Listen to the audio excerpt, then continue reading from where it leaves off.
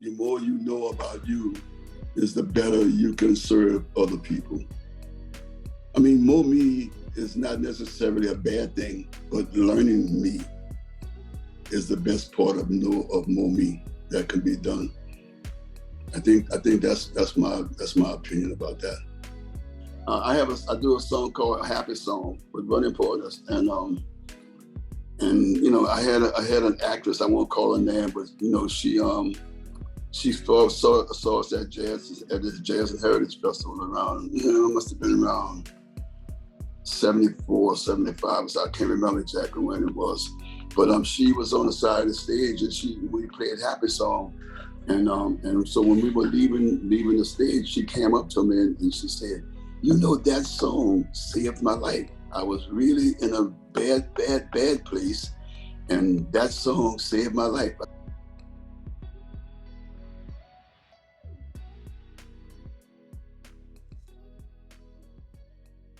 So here we are with George Porter Jr., legendary bassist from the Meters. George, man, so glad to have you on here today. How you doing? I'm just fine. You know how to say, I'm on the right side of the soil. So George, to start us off, I'd love to talk about, you know, what you've learned over the course of your career, what's involved with being a great teammate, a great bandmate, and, you know, really just having strong team dynamics in a group. Well, I guess I might probably go back and say, you know, when I first started as an artist per se, you know, when 1967, when we became artists and not just a band, you know, the thing, I think the first thing you would need to learn is where your seat is in the band in the group that you're playing. You know, because it's not a bad idea to know where you at in the organization, you know, because sometimes, you know, not all players look at each other the same way, you know, and there's parts, and there have been this over history, you know, there are bands that has broken up because, you know, members have left because they found out later on in the career, during the career, that their earnings is how you say it, what's that word? Their input is not as important as one other person or two other people, you know? So it's always a good idea for you personally to know where you sit and what chair you are in when you're in these organizations.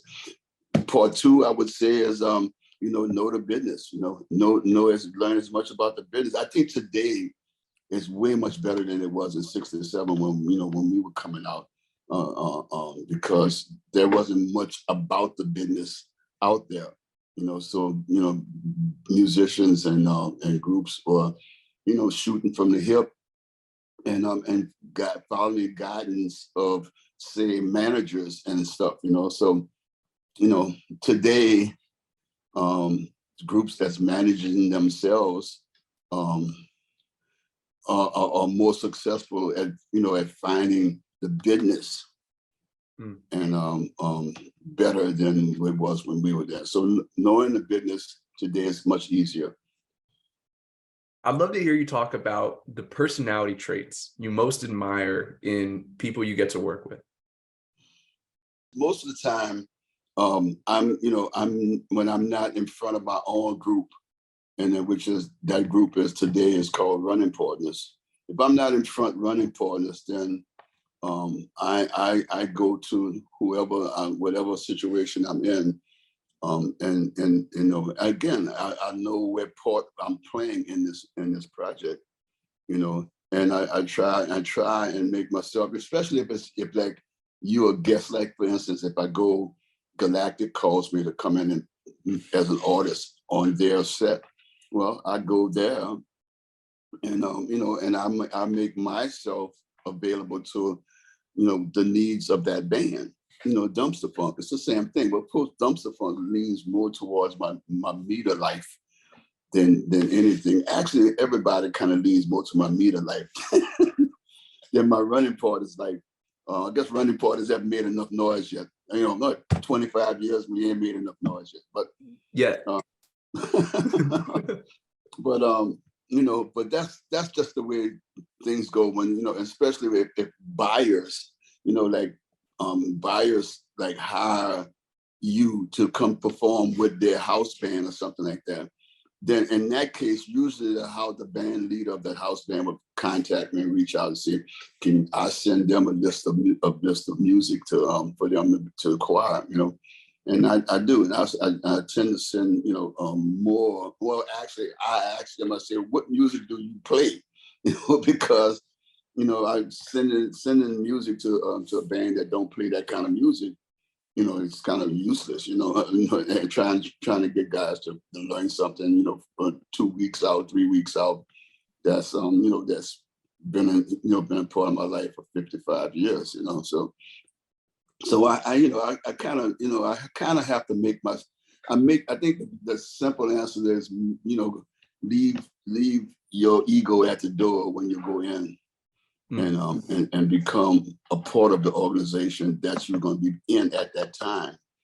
And and there's always moments when you can take and guide things, because you once you're there, you'll see what they can and what they cannot do. And then you can just, ease in and put a little ego here and a little ego there, It's always works. A little sprinkle. Yeah, little sprinkles, yeah. No, I hear you though, like serving the project as opposed to, serving our own agendas, whatever that might be. Exactly. Yes, exactly. So beyond, leaving your ego at the door, when you think back about, some of your favorite bandmates you've gone to play with, some people you've got the closest musical bond with, what other like personality traits and characteristics come to mind that you just admire? Well, I think I love Warren Haynes' approach to being a band leader.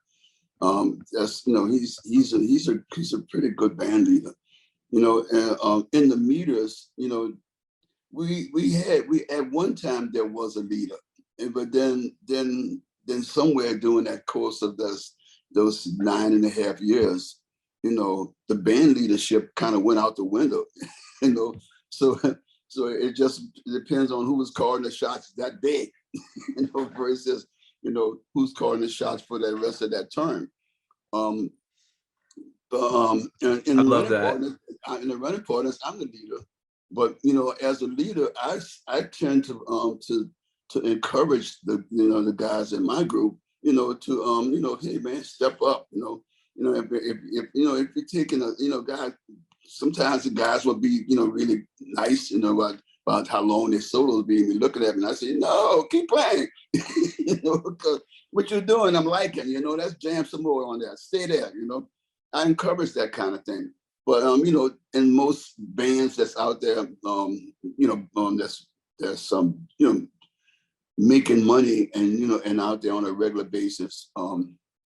I like John Scofield. He does a really great band leader job, but he is also a person that encouraged input from the band. I haven't worked with that many. I mean, I played with thousands of bands. I assume musicians, but not very many. Band leaders. Where the band leader had, where I actually see the band leader, taking control of a situation going out of hand. Would you say you agree with the statement that the best leaders get other people to step up and lead themselves? I agree with band leaders encouraging, encouraging the best of yourself. Yes, I agree with that. Yeah. Jumping a little more broadly, I'd love to hear other thoughts that come to mind with like do's and don'ts of being a great leader, like not only things to avoid, but principles that are just true when it comes to leadership. Pay well. And kind of, I mean, I frankly don't ask my guys to do anything that I won't do, and I'm 75 years old, and sometimes my guys tell me, man, if I was you, I wouldn't do that, because, they're just looking out for me, and I'm saying, yeah, but I'm looking out for your income, and, I can do this, and this income for you, then, I'm looking out for that's what, I believe that in this day's economy, the money structure is one. I think paying well is great. Being able to accept input from your players, also is very important. Because when a guy starts to feel like he's shut out of the input world or the improvement of the issues, sort of like what happened to me in the meters. I just started feeling like, man, I'm just a bass player here, so why the hell do I just, I got songs that I want to play, out songs that I want to record. You guys don't want to listen to them, so why take them somewhere else? And that's what happens with bands, well, with players that feel like they've come as far as they can go with this organization. Because I think every musician at some point in their life starts to create things in their head and that, they go to bed at night and sleep and dreams music that they're creating, so they want to pass that on, I had several of my bands over the last 20, it's like, I think it's almost close to 30 years. John Grote, Papa John Grote, he was in the Running Partners, and he came up with ideas. We encouraged, we recorded a couple of his songs, but it wasn't enough. He split off and went and did did his own thing. Papa Grows Funk, Mark Mullins, the trombone player. He's also, they grew as well as they can grow with Running Partners. Then they said, I got to go do mine, because I'm at that point, and that's acceptable. I understand that, and I encourage that, when, first of all, when you're not happy here, being unhappy here is just going to kind of make stuff not work well with the other guys, So, that's what we had the issue with the guitar player, Mr. Anderson. He got unhappy with not what we were doing. He loved what we were doing, but he wasn't doing what he wanted to do. He's a blues player, and he wanted to do more blues stuff, So he went off and did his blues thing, which is acceptable, don't stay somewhere when you're miserable and try and make everybody else miserable. No, I think you should move on, Hi, I'm Katie, producer of Weird Music Podcast. I want to give a big shout out to Voodoo Ranger.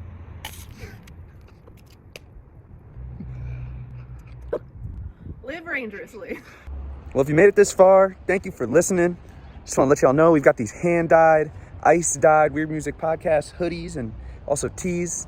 If you'd like one, let us know. We'd love to get you one. And a big thank you to the geniuses over at Thrax CBD for sponsoring us with their amazing products. Also want to give a big thank you to J&J Distribution, Ohio's premier Delta 8 and CBD wholesale supplier. Retailers, check out their brands Cloud 8, Compassionate Buds, and Zaza. Got links in the description. And yeah, much love, y'all. Now back to the episode. Jumping a little bit to the side here. Have you ever gotten really nervous before playing a huge show? I don't know. I really don't know. I don't pay that much attention to myself.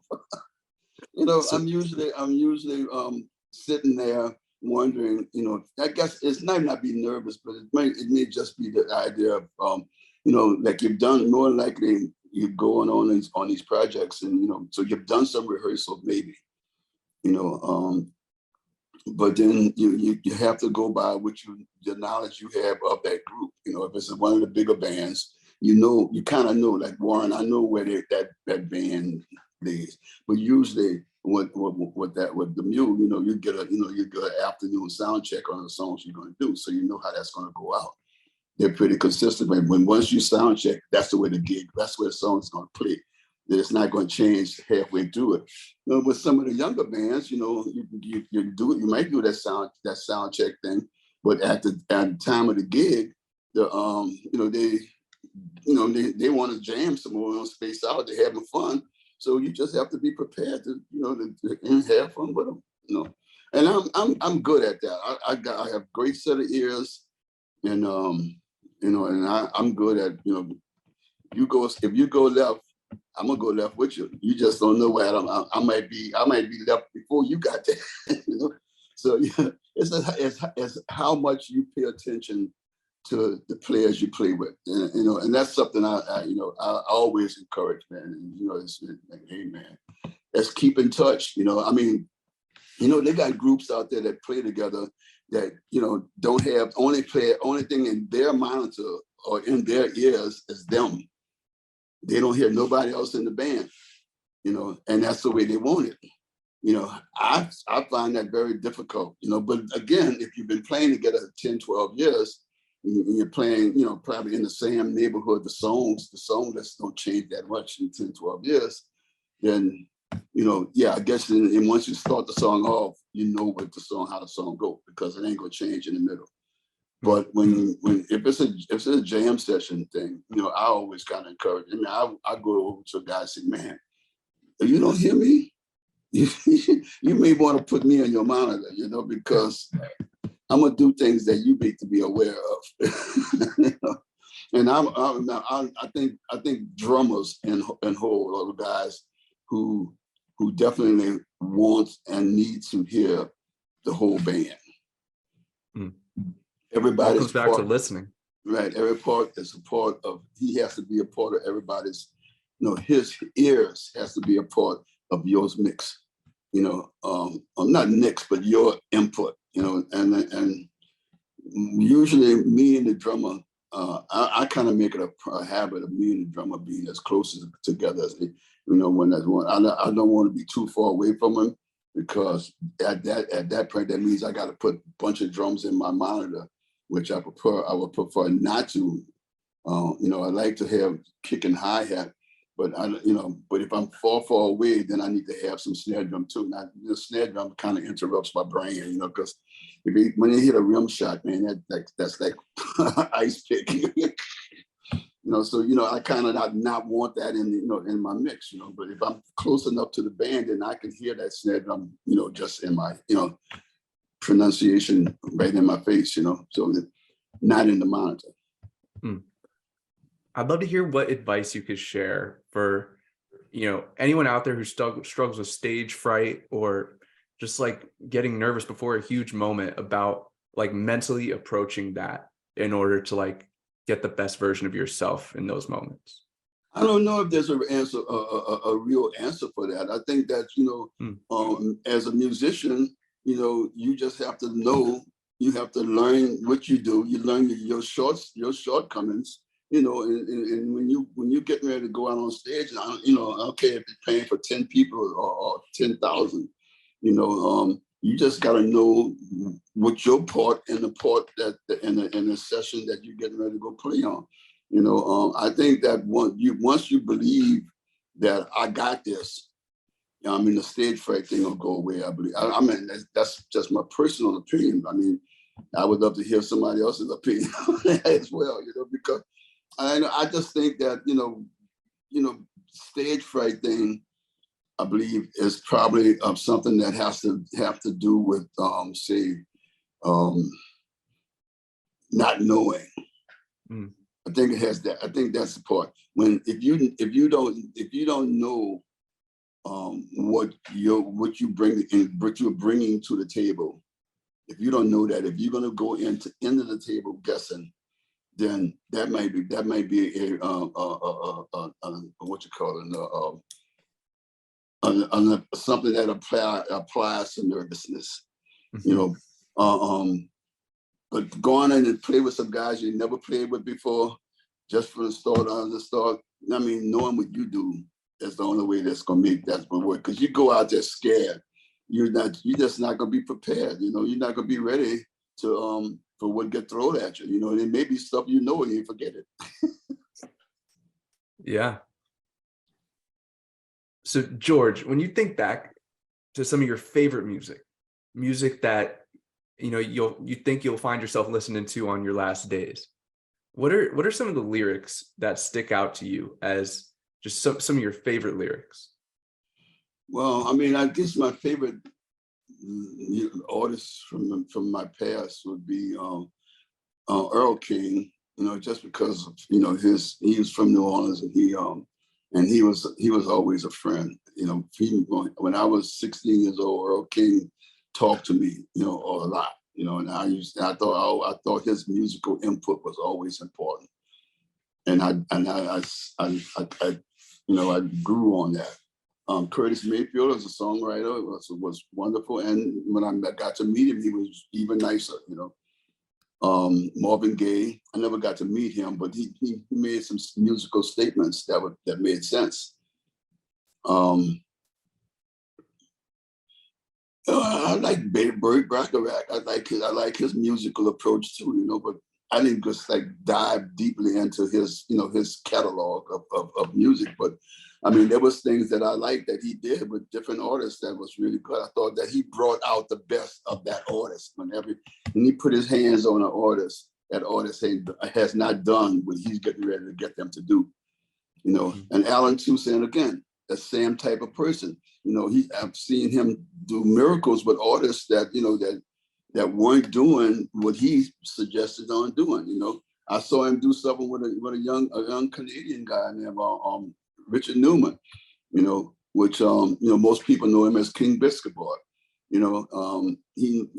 He did some music with King Biscuit Boy with the Meters as the house band,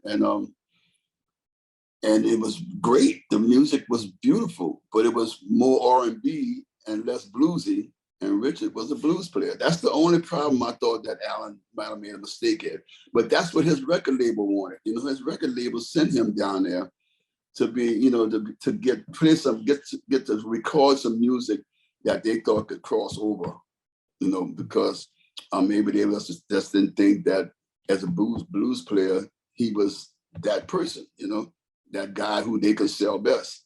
They thought they might could sell him and his harp as a R&B artist, and that didn't work because Richard he just folded under the music. The album was a great record. I still sometimes wake up with one of those songs in my head.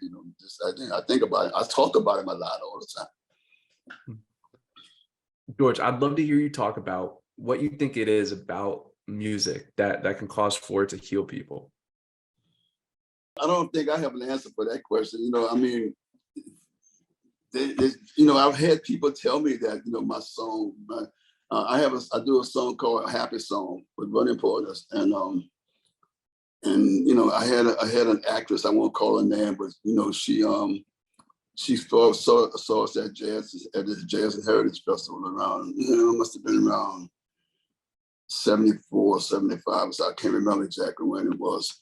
But she was on the side of the stage, and we played Happy Song.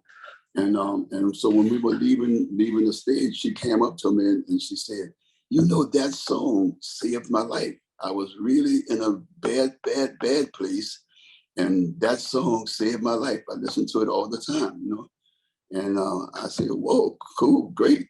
I mean, sometimes songs can do that. They reach into people.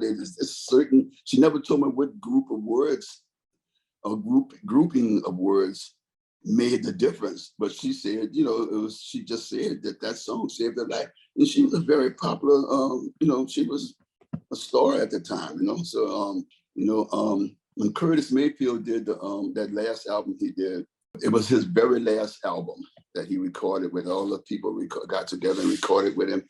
He did a song, and I had been sober for almost 15 years, and I had bought the record and was driving home, and I stuck the CD in the player, and it came to this one song that Here But I'm Gone, and I had to pull over on the side of the highway and cry like a baby, because it was like it spoke to me exactly what I had went through trying to get free of the drugs, and the alcohol, and it was like it spoke really well to me. So yeah, there's music. I mean, there's other people. I haven't. I mean, I did, but maybe I saved one life. There's music out there that I believe that that helps. People got to be willing to hear. And of course, people have to have an opportunity to hear music, because the people who listen to radio stations and the Spotify's and the Apple Music and all that stuff, whatever, sometimes artists just don't get on that kind of that streaming situation, so that music get lost, and some of that stuff is great. I mean, I have people sending me CDs. They want me to review them for them, and stuff like that. I decline because when I'm trying to, really am at my age trying to become a better songwriter. So in doing so, I'm trying to limit how much music input I get out of other than myself and my guys. So in our jamming parts of what we do, and I encourage jamming all the time. There's pieces of that music that could be taken out and made another song from. So I do that a lot with Running Partners and the Porter Trio, both bands, and that's just the way I live now. Because I think that I'm no longer trying to chase the hit record thing. I don't think that nobody wants a 75-year-old hit record on the top of the charts. So I don't think nobody's going to help that happen. So I'm just looking to do music that's real. That feel good to me. That I think that other people, if they got to hear it, they'd like it too. Yeah, the world's a mysterious place. Could one of those songs could be one of those songs. You know what I mean? Yeah, exactly. You mentioned jamming and how you can like pull things out of jams that could be the basis of another song. Talking about in a live setting, what do you think it is about music made up spontaneously that can just be so powerful? Well, when it's powerful, it's because everybody's listening to each other. That's when it's strong. A jam session with everybody going off in the different places is just noise. It's just. I had a lady scream out to me on the stage. Apparently, she thought we were jamming. She thought that we were masturbating. That's what she said. Come on with that music masturbation.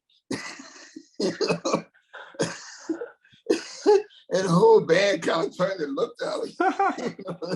Well, obviously, she didn't understand the situation. Maybe we should play some Paul Newman for us. Yeah, so there's those times when that kind of stuff just happens, and like I said, I remember at one time, this was like maybe 2 albums ago, between the third and fourth album, I believe. After every gig, I would sit in my car in the driveway in front of the house and listen to the whole last set. Because usually the second sets are the sets that we kind of just really go off the rail, And I always, I've been doing this here lately. I was just apologizing in advance. I'm sorry, y'all. But we sometimes forget that we supposed to be entertaining you and just having fun. This is that time. So I hope you enjoy it. And understand that sometimes musicians just have to do that. So jumping back to being an artist, the creative process, everything involved with that. And I'd love to kind of pick your brain outside of just being a musician, but just art in general, just being creative.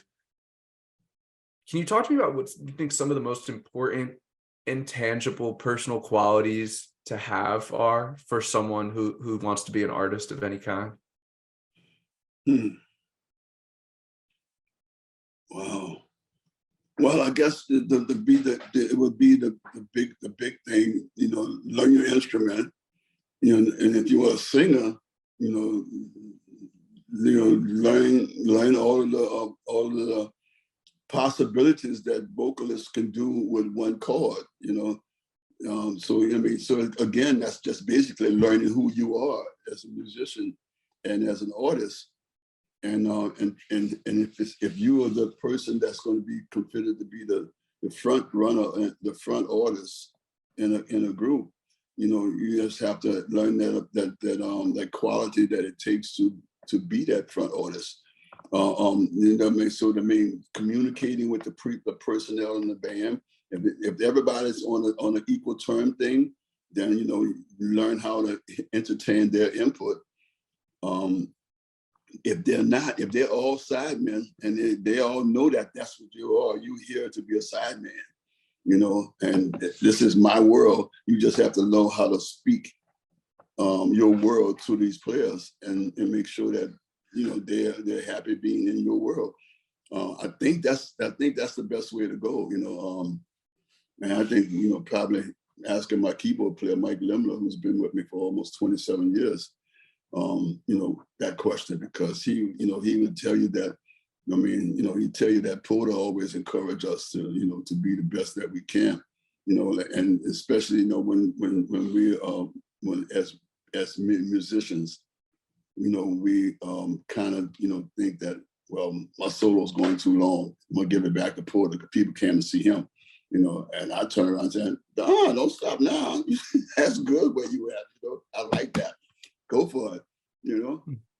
I think that's the most important thing is being an artist. You have to know who you are, know what your abilities, and presentation is probably the best thing. But you know, you got to be able to laugh at yourself in order to you know, and to pull things off. I've done some things, boy, and I tell you about the guys in the band look at me and we all just start laughing because I know what I just did was some BS. But, you know, but I gave it a shot, you know. So you have to learn what not to do. You know, the only way you're going to learn what not to do is to do it and find out, oh, I won't do that ever again. That's it. That's it. Can you talk to me about something, you know, you mentioned what not to do, something with your songwriting process, your whole creative process that you avoid doing, whether that's, you know, perfectionism or whatever it might be. I don't want to answer for you, but what's something you stay away from doing that you think helps you be successful? Trying to sing around a minor nine or something like that. That don't always work, you know. So you know, so you have to, you know, there's things that you. But I mean, I think it's just your ears. Your ears have to, you know, your brain, your ears, your brain is listening to what's coming into your ears. It has to, you know, it has seconds before you make that. You open your mouth and say something simple, you know. So the brain got to say, don't go there. You know, I think that's what happens. But I don't think we have any control over that, you know, because, you know, when you're in the moment of music, when you're in a thing, a part, and everything is going great, and you jump up and say some shit that's way out of whack, you know, it's like, you know, you just gotta say, whoa, you know, and trying, you can't correct it. But you know, but that part's gonna come around again, just so you know you're not to do that. You know, that didn't work, so that you know, so don't do that next time it come around. You know, I think that's, you know, you gotta just know your abilities. You know, which you can and cannot pull off. You know, there's some false setting stuff that I can do really well in certain keys, and some other keys. It falls way by the wayside. So, you know, in those keys, I don't do that. I try not to do any falsetto at all. You know, I love the being able to do falsetting, you know, because it's such it's such an easy vocal pattern to sing, and there's no pressure on the voice or the lungs, you know. When you're singing from your gut, and you're putting power on your vocal cords and stuff like that. But when you're falsetting, you're not doing any of that. So it's like easy. Curtis Mayfield, you know, when he was laying in that wheelchair singing, he was singing 30 years earlier. You know, it was like beautiful. I mean, that record just paid so much attention. I paid so much attention to that record because, you know, it was like hearing a man that's hurting in a wheelchair and ended up being the last thing he did, you know, like he was still in his 20s. And that was so cool, you know. And, you know, I mean, I'm just hoping that I can get to be older. I think I'm now older than Curtis, but, you know, but I just think that in my later years that, you know, I'm still able to present musically out of my mouth, sing as easy and as I did 30, you know, well, at this point now it's close to 50 years ago. I love that answer though. You know, I love how you kind of answered it, but you know what I mean? You kind of danced around it because you kind of just got to give in, but you also got to know, yourself. I love that. I love that. Yeah. So George, talk to me about this upcoming album. This album's gonna be called Boots in Place, the Floki Sessions. And so you mentioned recorded in Iceland. Damn.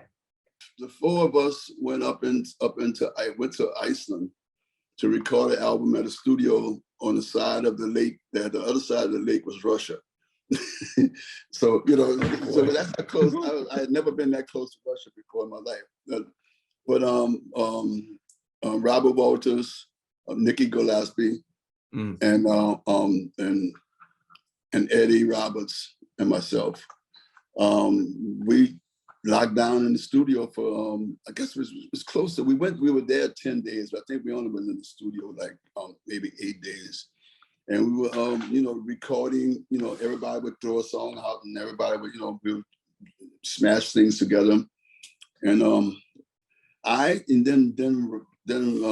Eddie took the tracks and went back to the studio, had to mix them and then started looking for artists to, you know, on the ones that lean towards vocal songs, to get vocalists to play on songs that lean towards instrumentals, you know, the guy, you know, some of the big name, you know, I haven't seen the whole package yet, so I don't know, you know, how many artists other than the four of us there has been. I know two, I know Donald Harrison Jr. And Erica Falls. She, you know, she did a wonderful job on a song that's supposed to be not printed at me. I say, what you doing? Why are you using my name like that? You know, so but it's a good song. It's a good pocket, and so yeah. And I think there's a couple of other artists that has been, you know, brought in as singers. Son Little, right? Son Little, yeah. Lamar Williams Jr., Eric Benny Bloom from Lettuce. Well, can't wait for that to be out. And yeah, we'll have links in the description so you can stay up to date on everything coming out. And well, George, man, this has been awesome. Thank you so much for joining me here, taking the time.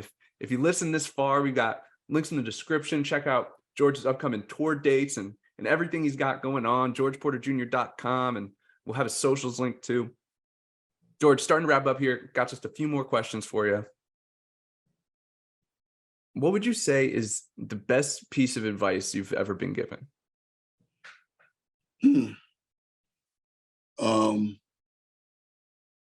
I would say it was Alan Toussaint telling us it's not what you play, it's what you don't play that's going to make this song happen. I'm also going to throw in a statement that comes to mind when you say that is, it's not what you wear, it's how you wear it. And I think those two go together. Yeah, I've had some people tell me that too. What are you wearing? What, it's not fitting me? So, you know, looking back at your career, all your accomplishments, you know, success, playing in front of huge crowds, receiving this and that check for this and that project, like everything you've accomplished, but then looking back on it, what comes to mind that's truly brought you the most like actual fulfillment? You know, I got a Lifetime Achievement Award for my abilities, but I think maybe the thing that awards me the best is not what has to do with how I have presented myself in the city of New Orleans.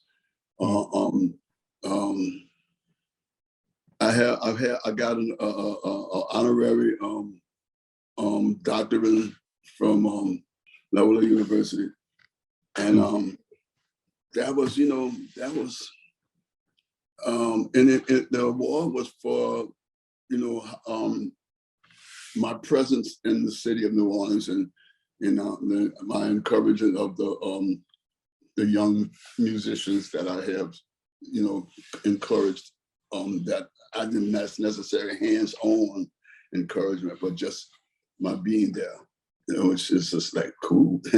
I mean, I think that's that didn't bring my income up. It's just something that that you cherish. Mm-hmm. Grammy Lifetime Achievement Award, was that it? Oh, the Grammy that was for the meters.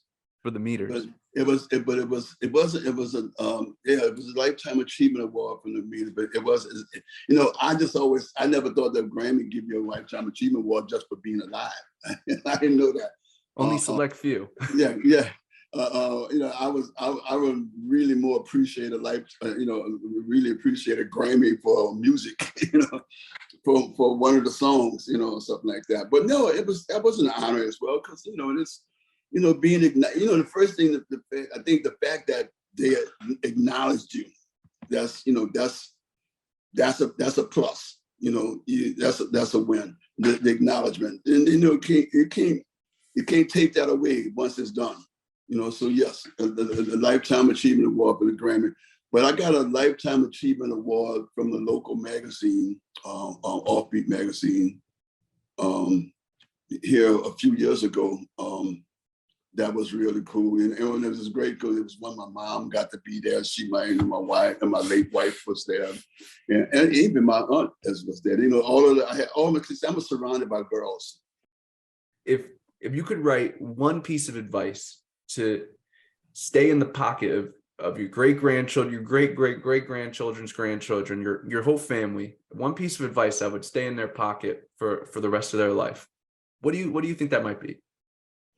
I think the thing, be true to oneself, and I think the more you know about you, is the better you can serve other people. I think that's just, I mean, more me is not necessarily a bad thing, but learning me is the best part of more me that can be done. I think that's my opinion about that. I love it. George Porter Jr., round of applause, my man. Thank you so much. Great to get to meet you, George. Any final words for the fans out there? Yeah, there's 3 new records on Running Partners, Running Partners and Porter Trio, and the George Porter Jr. documentary that should be coming out before December of this year. We're working real hard on it. Those guys are working real hard. I'm sitting back watching them. They're doing a wonderful job. And we just spent the day before yesterday, I spent the whole afternoon at my house taking pictures off the wall and scanning them into to their stuff. So I can't wait to see that. So it's been real cool doing that. Man, look out for me. I'm coming at you. That's all I can say, man. I'm not done yet. I love it. What an honor to have a documentary coming out about you. Well deserved. George, man, thank you for keeping your engine fueled up and bringing the music to us all. And I can't wait to hear what you're coming out with in the near future, my man. All right, thank you. Have a great day, son. Take care. Well, there you have it. Thanks for tuning in, and a big thank you to Ticket Relief for sponsoring Weird Music Podcast. If you're an event organizer out there, Ticket Relief can help you keep your fees low while making sure all aspects of ticketing go smoothly. As well, Ticket Relief plants trees on behalf of every ticket sold with the events they work with. So, yeah, we've got a link in the description for you to check them out. And thank you to the rest of our sponsors. Much love, y'all.